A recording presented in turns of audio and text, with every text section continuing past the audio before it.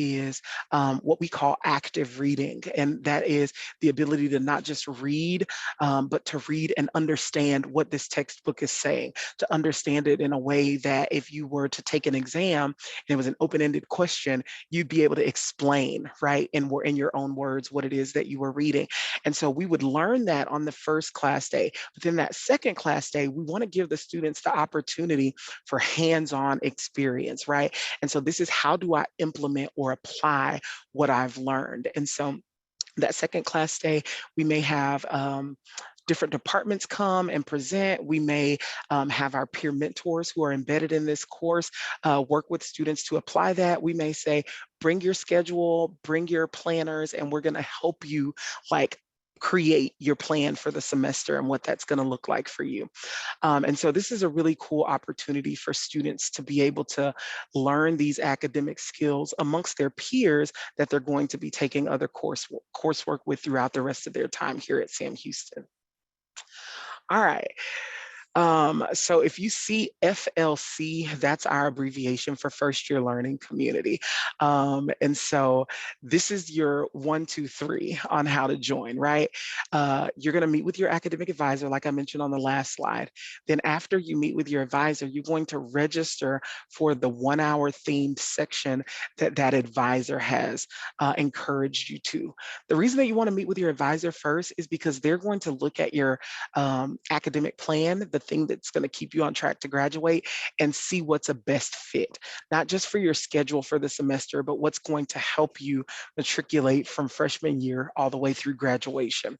Then we're going to encourage you to consider reserving a similarly themed residence hall space. And so I know that Sierra and some of our residence hall ambassadors are going to talk with you guys a little bit more about that in just a second. But not only can you join a first year learning community, but then you can also live in the same section of dorms with other students who are studying similar themes, right? And so that just gives you more built-in support. And then you're going to encourage you to participate, not just take the class, but there are going to be so many opportunities for you to really get engaged here on our campus in your first year. One of my favorite things that we'll be implementing this fall is First Year Fridays. And so one Friday each month, we are going to deem that as First Year Fridays. And we're going to host a program, an event. We're going to offer resources in one spot for all first year students to be invited on our campus to come meet other students who are also in their first year, share ideas and tips about how you're acclimating on campus and how you've utilized resources. Of course, one of the biggest draws for students on our campus is always free stuff. So we plan to have lots of free stuff, free swag, giveaways, promotional items, free food, all the things. And so we're really excited, but the encouragement is that you join the first year learning community, not just to be able to learn inside the classroom, but also to participate with intentionality in a lot of these other programs and events that are designated to enhance or level up your experience on our campus in the first year. So because each section of our University 1101 course is a learning community, I wanted to talk a little bit more about what that course entails, right? For any parents who are on the line joining us today, I want to emphasize that this is not just a class of fluff, right? But the class is rooted in exploring, science-based learning, right? And so what I always tell my students, I teach University 1101 on our campus, and I always tell our students, the students in my class, if I do my job well this semester, I will set you up for success in every other class that's on your schedule. And so students join a first year learning community, register for this 1101 class, and in this class, we are going to teach them science-based learning or academic skills that they can apply not just to my class, not just to this University 1101 class, but to set them up for success in and every other course that's on their schedule. And a lot of opportunity for students to really engage with the content. Like I mentioned, that second contact day each week is going to be an opportunity for them to implement what they're learning. And we aren't just thinking about how to be successful in the classes that are on your schedule this semester, but really, how can you be successful in your classes throughout your entire collegiate career? And also, how can you start gaining some of that hands-on experience and those understanding of what we call transferable or marketable skills to even set you up after graduation for attaining a job and things like that. And so this week, what we're doing, we had students take the Clifton's Strength Assessment a couple of weeks ago, and we paid for every student to be able to take that assessment and then to receive feedback on what are your top 5 strengths, right? And so, can you imagine coming in as a freshman, your very first semester on our campus, and being able to identify your top 5 strengths, and then having a department, leadership initiatives, come in and for 2 days just really dive into how you can leverage these strengths to be successful. These are the types of things that we offer to our students in our first year learning communities. And so now for the next 4 years, these students have a foundation that shows them how to lean into their strengths, not just academic strengths, right? But those personal strengths, those marketable and transferable skills to help them be better scholars on our campus, to help them obtain internships and student employment opportunities on our campus. And then even after receiving their degree, they can continue to lean into those skills for looking for work in their field, right? And so the students really get the benefit because they're only paying for a 1 hour course, but they get 2 hours of content each week.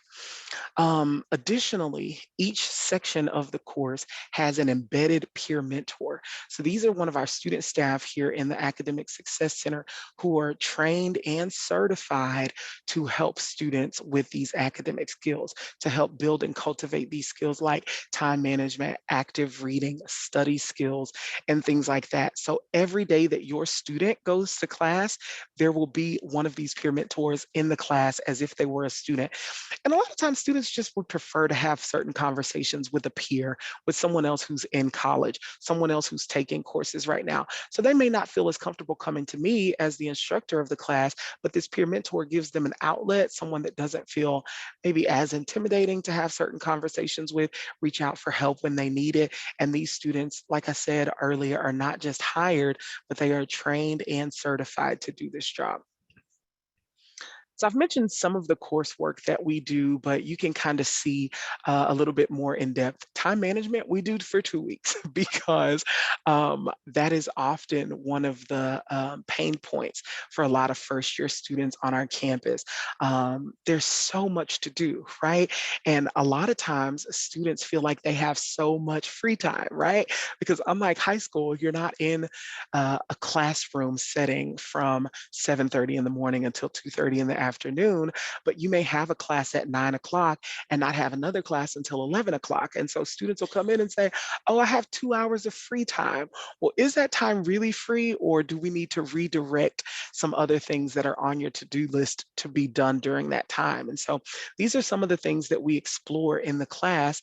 But not only do we explore things that build academic skills, but also to connect students to campus resources. So there's a week when we're going to have financial aid come in and talk to our students, career success come in and talk to our students. There are weeks when we're going to have someone from the Student Money Management Center come in and talk to our students to say, are you taking out financial aid loans in order to pay for your degree? Can we help you manage your money, right? Do you work a job on campus that we can help you learn to budget and live on a budget that will allow you to save and be able to maintain some financial security throughout the semester.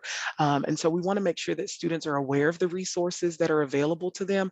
But instead of a student not involved in a first year learning community, just kind of having to navigate that on their own and go and find these offices, students who join first year learning communities, we bring those offices and resources to them in the classroom and during other programming and event opportunities.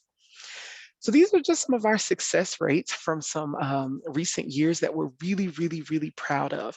And so I said earlier, this is not just a class of fluff, but what it's developing in our students really does set them up to be retained, to continue on their path toward their degree, and to be successful in their pursuits of that degree. And so you'll see students who are retained. This column right here is what we want to look at. Students who have not taken University 1101 or who did not participate in a first year learning community in 2020 were retained at 70.5%, but there was more than a 5% difference for those students who were a part of a first year learning community and took that University 1101 course. The same thing goes for students who were not a part of a learning community, but then those students who were a part of a learning community, those students, when you see the word prep, that just means individual review. So students who do not meet our automatic admissions requirements, those students who did meet automatic admissions requirements were retained at a 72.4%. And at most universities, students who don't meet automatic admission requirements and are admitted by individual review, the number for retention is much lower. But on our campus, those students are just slightly behind students who meet automatic admissions in being retained. And we really do think that what students learn and the benefits that they gain from being in first year learning communities has a lot to do with us being able to retain them. Okay, so I mentioned that we have these themed courses, most of which are themed based on a student's major. There are some other options for our first generation students. We have a trio themed first year learning community. And so it's just other students who identify as first generation college students, and they get connected with our trio program. And that comes with other resources like textbook assistance, trio ambassadors and tutors who can help with some of that content development if students are struggling in a course. And the content of the class is really just framed to specifically assist students who are navigating college as a first generation college student. We also have Smith Hudson Scholars. If you are a scholar for our Smith Hudson Scholarship Program, there is a learning community specific to you. The same thing for our honors students. If you're in the honors college in your first year here, there's an honors college first year learning community. So you can take that and be a part of that community with other honors students.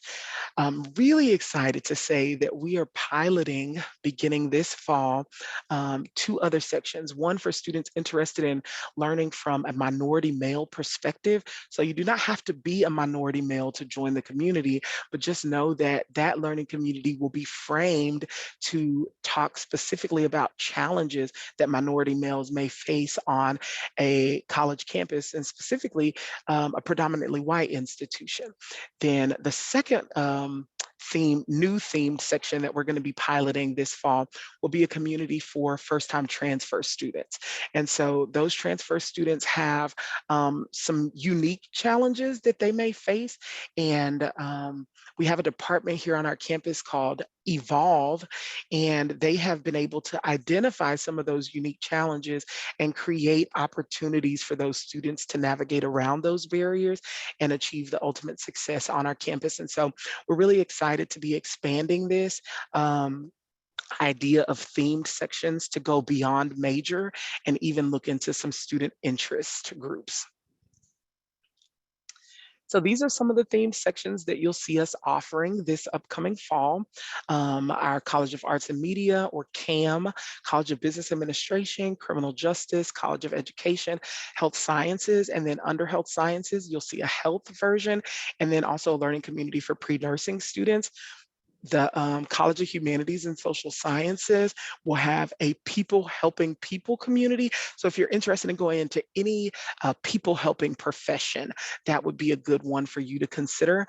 We have a pre-law community for students who are intending to go to law school after graduation. We have an animal science and a STEM. So any of our biomedical science majors, pre-med majors, pre-dental, those students would consider joining the STEM learning community, because that's really going to focus on some of those careers. And then of course our honors and our Smith Hudson. At the very top of this list, you see our Bearcat learning community. That's just for a student who might come in and say, I don't really know what I want to major in yet, or none of these really fit my area of interest. I just want to kind of have the opportunity to have some built-in friend groups. Like, right, I'm going to meet my first friends here. Maybe I'm a little bit more shy or reserved, and I feel like I might struggle to meet friends, or students who say, I want to join a first year learning community because it kind of gives me that built-in study group, right? Other students who are interested in the same thing and want to achieve academic success. I have partners that I can now study with. We have one class together every week. So those students who are maybe undecided or just looking for some built-in community can consider joining our Bearcat learning community, which is not specific to any major. All right, so again, just some of the benefits, and I've mentioned quite a few of these throughout the presentation, but you just really do get a strong start with your academic success here on our campus because we're teaching these academic skills and learning strategies. You have that embedded peer mentor, so they're gonna be there for support, for help with your classes, helping you navigate campus. Where's this office located, or how do I do this? I'm kind of uncomfortable having a conversation with my professor. Could you role play that with me? That's what our embedded peer mentors are there for. You have access to workshops and fun events with your peers, college faculty, and campus resource providers. One thing that I failed to mention is that all of those themed learning communities that we talked about on the previous slide, those classes, that University 1101 class is taught by a faculty or staff member from that college or department. So if you're taking a criminal justice learning community, your very first semester on our campus, you're going to get an opportunity for intimate connection and networking opportunity with faculty from our College of Criminal Justice. This really does give students a leg up and an opportunity to make that connection early on in their college career. We create and host these organized social events to help you make friends quickly and find people who have similar interests. And then also, we just know based on research, it shows that students in first year learning communities not just have more fun on college campus, but they also achieve more success in their first year. So finishing up, I just want to repeat, what is the four-step process if you're interested in joining a first-year learning community? First thing you're going to do is express your interest in joining to your academic advisor. If you've already been advised, it's okay for you to reach out by phone or email.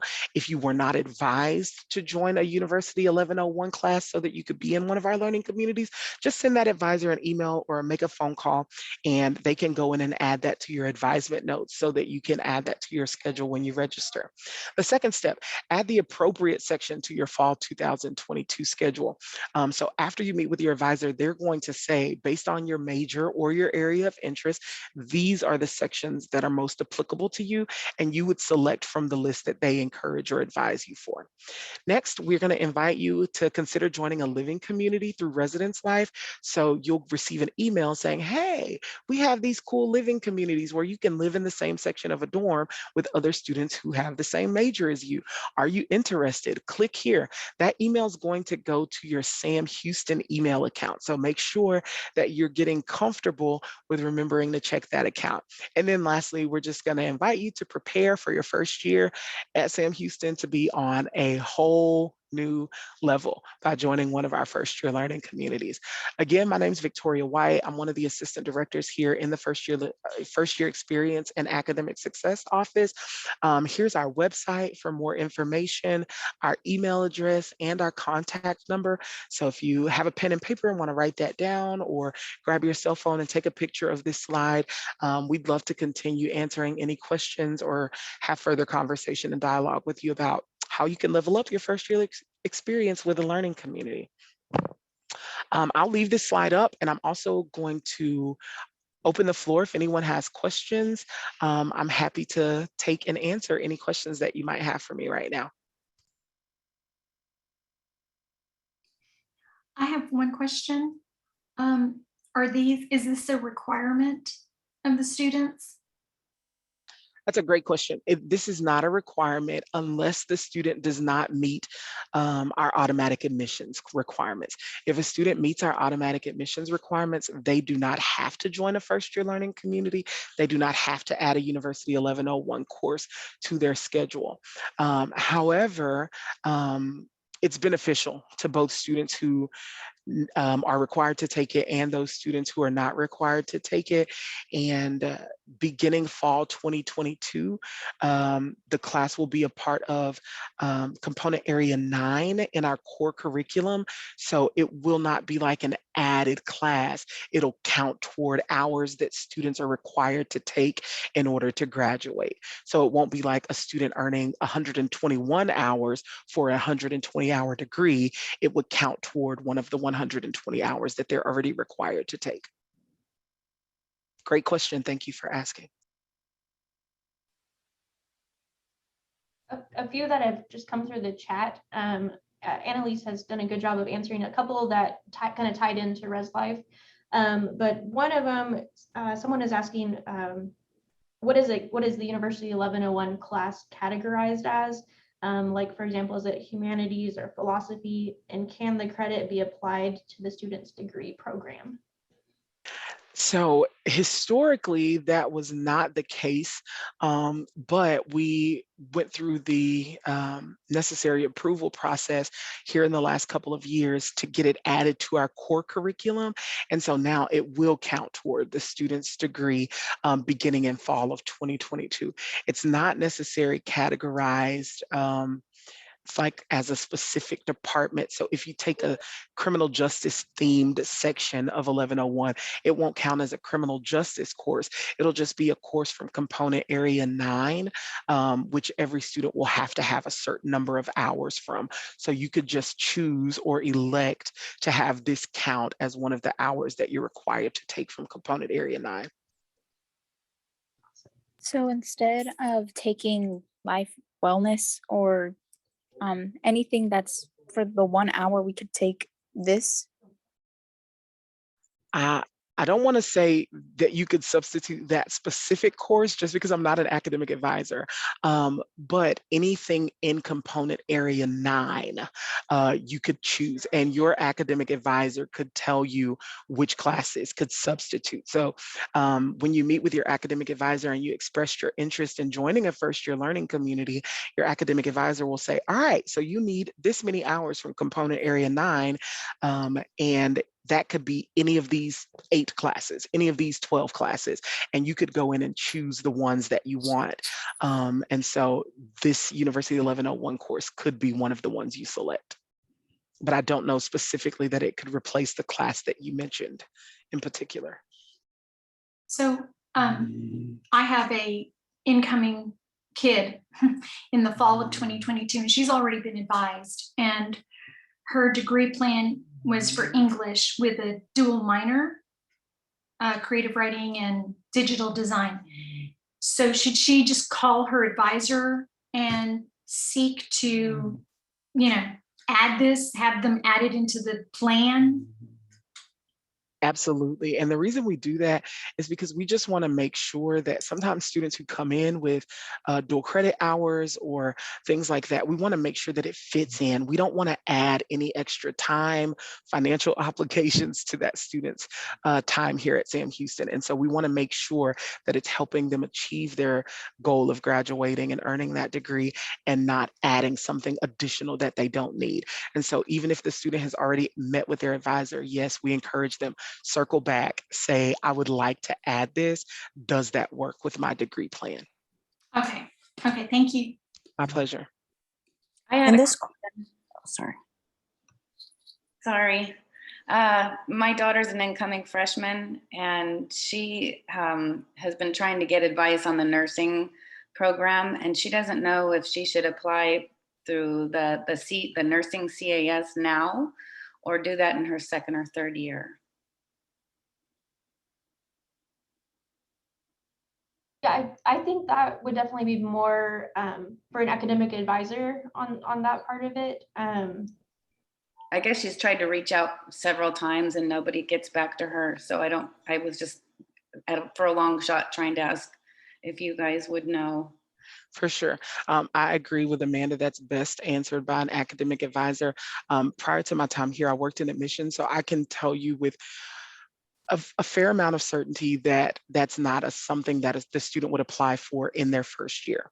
But again, I would still reach out to that academic advisor to make sure that nothing has changed since I last, had an update on that information. But the student would declare their major as a pre-nursing student, and then they would go through that first year and be advised on how to apply for the School of Nursing. But you can check with, I think Brandy Colvin, I believe, is the pre-nursing advisor, if that gives you any insight to reach out to her. Okay, that's helpful. Thank you. I had a question. Is this course just basically for incoming freshmen, or is it also available for transfer students? It is available for transfer students who have less than 60 hours when they transfer. Any transfer student who has less than 60 hours, and we will be promoting, we'll update it on our website as soon as it's available, but we'll have a section specifically for transfer students. And so if they want to register for that specific section, we'll frame the course in helping students navigate around barriers and obstacles that are more specific and unique to transfer students. Okay, thank you very much. My pleasure. Ms. White, I have a quick question. Would you clarify with regards to the minority male perspective? Is that a learning community? Yes, ma'am. It's one that we're piloting for the very first time this semester. We have a department on our campus called Sam Houston Elite, and it is like a mentorship kind of program for minority males on our campus. And so we thought that if they're providing these services to help these students navigate a predominantly white institution as a minority male, it would be good if we can help that beginning even in the first semester. And so again, same thing as the transfer section, it'll be a specific section of University 1101 that any interested student would need to add to their schedule. And as soon as we finish with working with the registrar's office to determine what that section is, we'll make sure to add it to our website. So that would be where you could continue to look for that information if you're interested in that. Okay, so they would have to decide between that and, or if they wanted to do their major, correct? Correct. Okay, all right, thank you. And if they decide to go the route of their major, I would encourage them to look into the SH Evolve department. I'm sorry, Elite, SH Elite, which could still offer them that support as a minority male on our campus while they chose the learning community that fits their major. Thank you. There's been a few questions about how we can access this information at a later time. And I think I forgot to mention that this session is being recorded and you can access it. It'll be uploaded to the Sam Houston website. Right now, they're kind of being housed. If you just search on the Sam Houston website for accepted students and just click on that, it'll take you to a web page where you can view this information. It might take a few days before I get it processed and uploaded. I'll also have my contact info at the end. If you want to just send me an email and let me know you want the link, I can send you the link directly. Other than that, we also have someone asking if a student can take University 1101 and not live in a living learning community. Yes, that's a great question. You are able to be a part of a learning community and not choose to be a part of a living community. And the reason we wanted to make that an option is we do have commuters, right? We have students who don't live on campus because they live within a 60-mile radius and they qualify for that commuter waiver through Residence Life. But we still know that those students might want the community and the other benefits that come along with joining a first-year learning community. So you can do either option isolated. You can join a living community and not join a learning community or register for 1101. You can register for 1101, join a learning community, and not choose the living community component as well. But we encourage you to do both. Okay, and for the sake of time, we want to make sure we have time to talk about all things residence life as well. So let's go ahead and we'll switch over. And then at the end, if you still have any questions, we can try to address those as best as we can.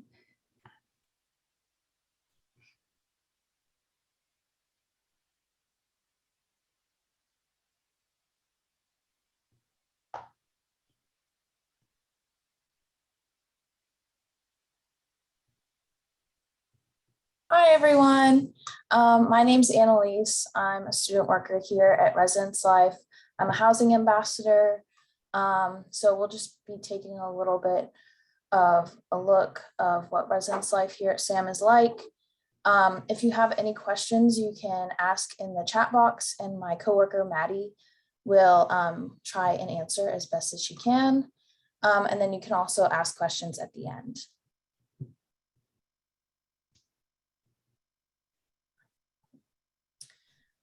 So just a little bit of what we're going to go through today. We're going to take a look at the different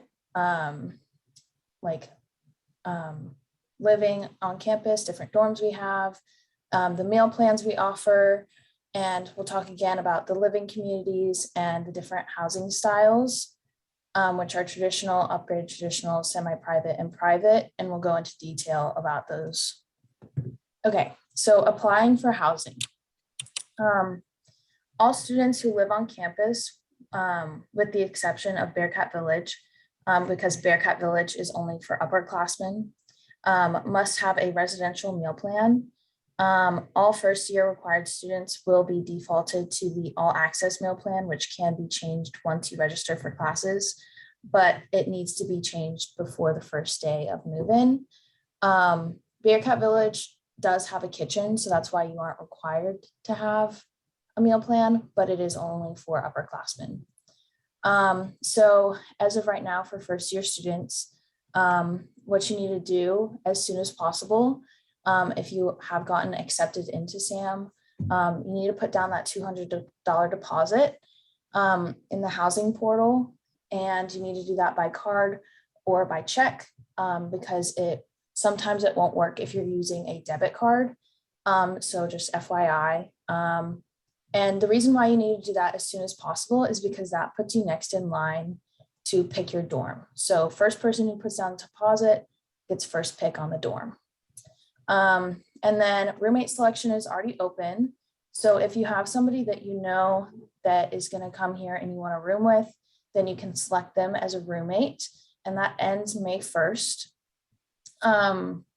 Room selection time slots will be emailed to students to their student email. And room self-selection begins May 2022 and ends July 15th. After July 15th, the rooms will be assigned by Residence Life. And then for non-first year students, people who are transferring, spaces for these students are currently available, but limited. So non-first year students can add themselves to non-guaranteed wait list. And you can do that through the housing portal, through your MySAM account. If the opportunity arises for housing to be available, we will reach out to the students either by email or contact information by call or whatever information we have. Let's go ahead and move on. Okay, so some of the steps and dates for the housing process. You will apply through the housing portal, which you can go through your MySAM and then go down to the students tab and then go to housing and dining. And there should be a link there that says like apply for housing. And then you'll answer all the information, put down your deposit, and then you need to make sure that you upload your meningitis shot records. And then just wait for an email from Residence Life, and you'll get that email will essentially be like your time slot to pick when you can pick your dorm. And let's say something happens or like you decide that you want to go somewhere else. You don't want to attend SAM, but you put down that $200 deposit, you can cancel your application by July 1st for fall students and still get that $190 back. So you'd only lose $10. And then if you cancel by August 1st, you'd only get $100 out of that $200 back. Okay, so meal plans. So the only meal plans that are available for first year students is the all access, which is the one that they'll automatically get. And that is essentially you will have an unlimited amount of meals. So let's say you go to breakfast, then you go to lunch, and then after lunch, you're like, I'm still hungry, I want to go again. Then you can go again, and then you can go back for dinner. So it's like you can go how many ever times you want. And that does come with $150 Bearcat bucks.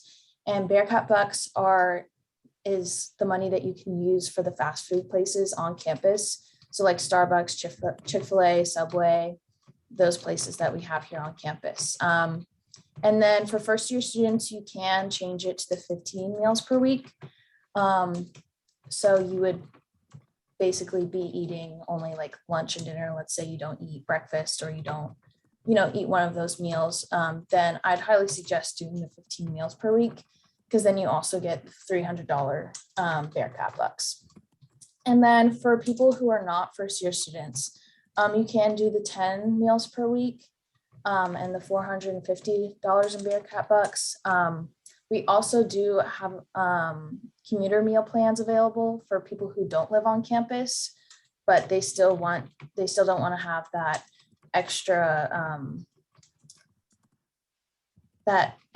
have to deal with cooking meals and stuff like that. They can pick one of the commuter meal plans.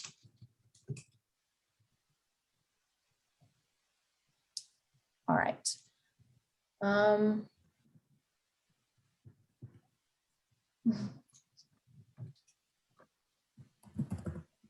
Okay, so living communities, I know we already talked about this, but for the specific living communities, these are where like Piney Woods Hall has the majority of them. Lone Star has criminal justice and Smith Hudson living community, and Belvin Buchanan has the College of Arts and Media.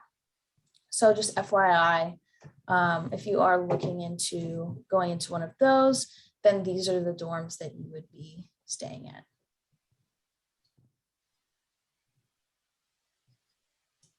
Okay, so we're going to go into the different floor plans that we have here available at Sam Houston. So this is the traditional floor plan. So essentially you would have a roommate and you'd have 2 suite mates. So you share a bathroom. So it's kind of like Jack and Jill bathroom. So everything in the room, it'll have built-in furniture, and there'll be lobbies with entertaining and socializing stuff. So like you'll have a TV, some of them have ping pong tables, some of them have pool tables, stuff like that.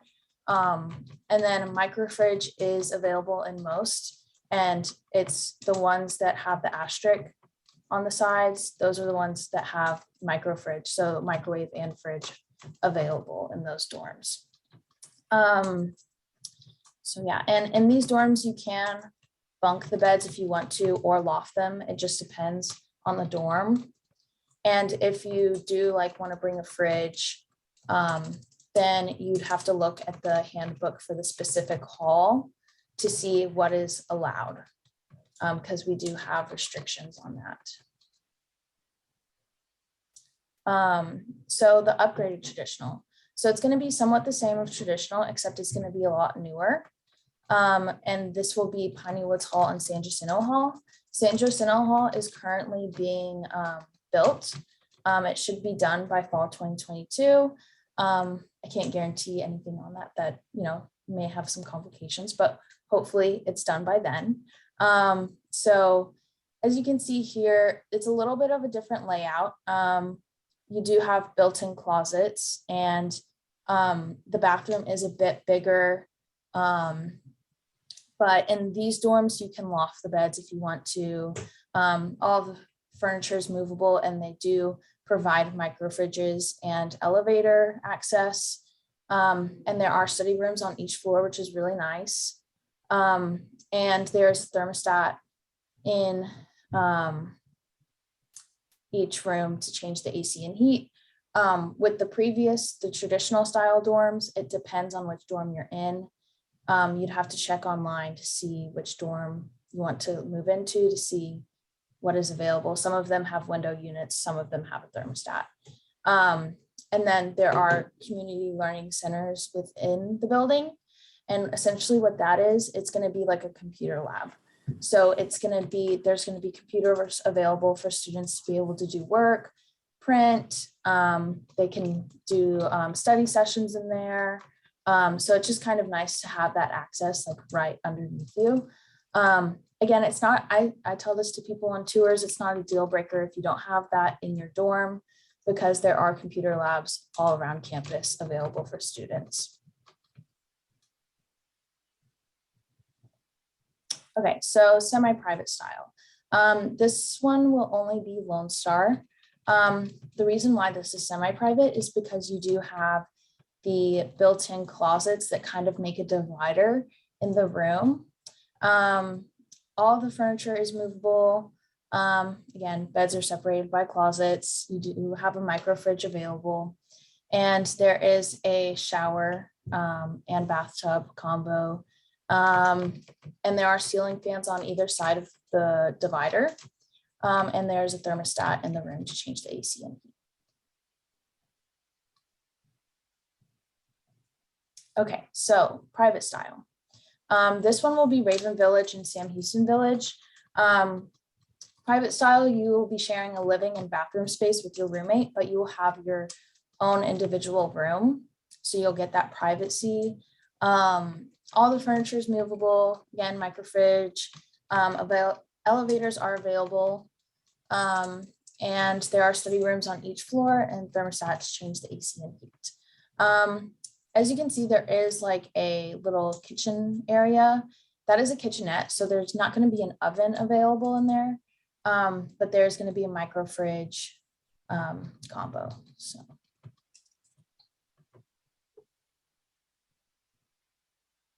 Okay, so the apartment. This is going to be Bearcat Village.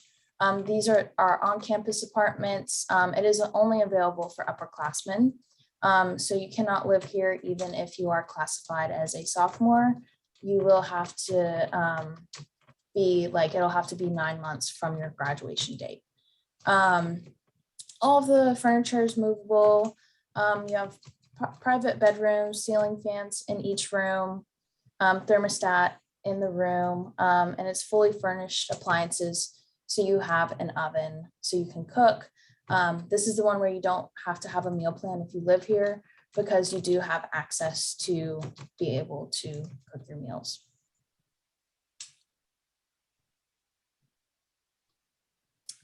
Okay, so life on campus. If you do need to like see what different policies there are, things to bring, you can go online, and we have all of our information online. There are different hall events. I know like RAs, they host events like tie-dyeing t-shirts, pumpkin carving, game night, movie night, stuff like that to try and get kids involved. And there are multiple organizations. If you do want to look at like the different organizations we have here on campus, we also have an online platform for that called OrgLink. And then, yeah, we have all that. So this will be the end. If you have any questions or concerns, definitely contact our office. We are open from Monday through Friday from 8 a.m. to 5 p.m. There's our phone number and our email and our website. I definitely say before like calling us, contacting us, look on the website, because we do have a lot of information there. And we have all of the floor plans, and we even have virtual tours online that you can look at. So yeah, do y'all have any questions? Yes, you mentioned Bearcat Village was for upperclassmen. What happens if all juniors and seniors don't fill up all the rooms? Then what happens to the vacant units? So it's actually for sophomore, junior, seniors. And there are rarely ever any vacant spots, but when there are vacant spots, then they stay vacant, because we're not allowed to have freshmen in those dorms, because it would be unfair if we let one freshman in just because it's vacant and not other people. Okay, thank you. Can I ask a question, please? Yeah. You said that as far as freshmen are concerned, you said the first semester or the first year of it, they have to stay there at least 9 months. Is that what I read? So that's only they don't have to stay there for 9 months. And what I was saying was if somebody wants to live at Bearcat Village, they would have to be considered upperclassmen. They would have to be graduated they would have to have their graduation 9 months ago. They would have graduated 9 months ago, sorry. Ah, got you. Okay, cool. Yeah. Got you. Okay. I have a question. On your presentation, you listed everything but Raven Village. And for example, Piney Woods is good for certain colleges, such as like the College of Arts and Humanities. So is Raven Village just open to, whoever? Yeah. Raven Village is open to whoever. I think certain dorms do have like certain like sports. Yeah. So like I know Lone Star, a lot of the baseball players live at Lone Star. And I think the basketball team, but that's the only like consideration for Raven. Okay. Because my daughter preferred Raven. She doesn't know specifically anyone going to SAM. And she was more than happy to try to go through the roommate process of finding a roommate. Could you please expound upon that? Because we have no idea how that works. Yeah, so when you first apply, you answer a few questions, personal questions about how you live. And essentially what happens is if you don't know anybody who is coming onto campus who you want to live with, then we will you can try and search for that person. Or if you don't know, then you can try and go through the process of looking for somebody who has the same kind of lifestyle as you. And it'll actually give you a percentage of how accurate and together comparison of y'all. I know with my roommate, I was just randomly selected. And I think we were like a 90% match or something like that. And we ended up actually getting along really well. And we weren't like best friends or anything like that, but we were able to live with each other and we never had any issues. So which is all you want. yeah. And so if you do let's say if you want to try and find that roommate, then you don't have to do the roommate selection process. You can wait until you pick your dorm and we will match you with somebody who has that. Okay, she's actually found 2 profiles that was a 99% match, and she's reached out through the school email to the people but hasn't heard back. So I mean, what do they do when it comes time to room selection? She put in her deposit a long time ago. Yeah, she can also try and see if they have any kind of social media or anything like that to try and contact them, because some kids just don't check their emails. I know there was for me when I applied, there was an option to put your Instagram handle or your Snapchat. So she can see if they have that. Okay. And I got a question. Where do we go to find out the cost of what it would cost per semester to be at the dorm? Yeah, so that's is it online? The cost is on our website. Yeah, it's on our website. All of the costs of the different dorms. It's gonna range from $2,000 to $3,500 a semester. And then we also have the prices of the meal plans too on there. Got you. Okay. I did drop that link in the chat, the housing and dining rates. So my son's going to complete 3 hours this summer, which will make him a sophomore. If he doesn't initially qualify for Bearcat because he's not a sophomore, but in the summer he will he be reconsidered to maybe have an opportunity to live in Bearcat if he's eligible, if there's rooms? How does that work? When was his graduation date? May 2021. Okay, so he will be qualified to live at Bearcat Village, but I can't guarantee that by the time that he's classified as a sophomore that rooms will be available for him. But what I would do is I would go ahead and get him to select just a regular dorm, and then possibly see if once the schools, like if he, let's say he doesn't like the dorm that he's in, he can do a dorm change form, and he can request to change dorms. Okay, and a sophomore is considered 30 hours, you know? Yes, No. that's, yeah, 30 hours is a sophomore. Okay, I think it's like 32, something like that. okay, all right, thank you. So during all of this roommate selection process deal with the learning communities as well, what's the best way to go about like prioritizing one over another? With like, my daughter wants to be in the education living community. She doesn't have any ideas about roommates. So should she go in and try and find a roommate that also wants to do that? Or should she just worry about the living community? Because we don't.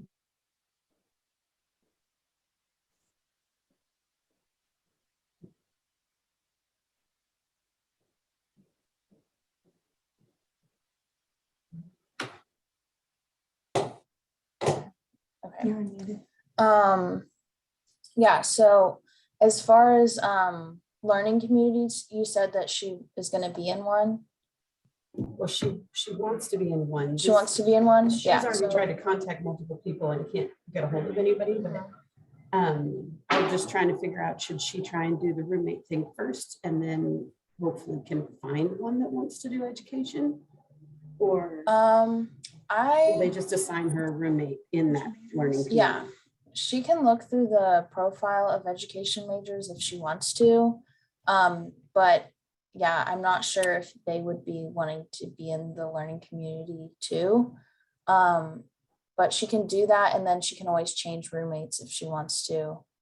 And is there a maximum number of people that can be in each of these communities? Yes, there is a certain amount for each community that is. So it's just like first come, first serve? Mhm. Yes. Okay. All right. one of we your are down to- slides- oh, sorry, do we have one more question? In one of your slides, you mentioned room selection time slots will be mailed out. Can you expand on what exactly that is? What will they receive?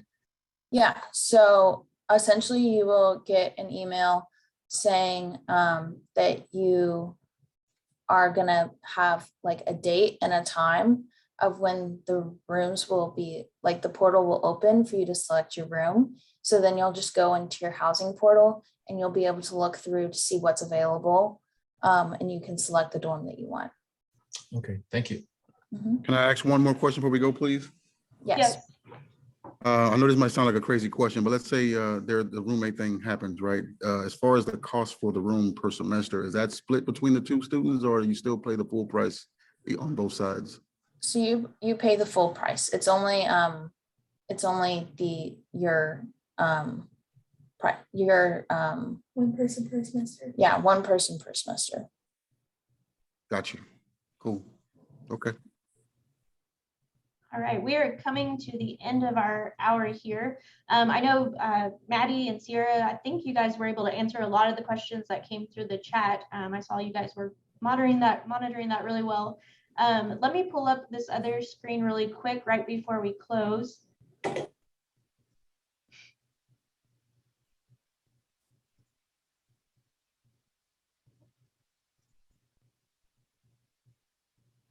Oh, great. Fast forward here. So just in closing, I just wanted to end with this slide here, maybe. So just want to say thank y'all for joining. We do have our next one coming up in April. The topic for that will be Bearcat orientation. So that's going to give you information that you and your student would need leading up to orientation, as well as some things that you can be doing leading up to that, information about the sessions that they'll be having, including like the family session that will be going on. My contact information is on here as well. So if you do have any questions, you can definitely reach out to me if you want to request the recording, I can send that to you directly. If not, it will be uploaded to the Sam Houston website. Again, if you just type in accepted students, it should take you to a page where you'll see a family resources tab that you can access the recording. So with that, we've gone over our 12 o'clock hour here. So I just want to again say thank you guys. Thank you to Annalise and Maddie and Sarah and to Victoria for sharing with us. And I hope you guys have a great rest of the day and a great rest of the week. Thank y'all for joining. Thank you.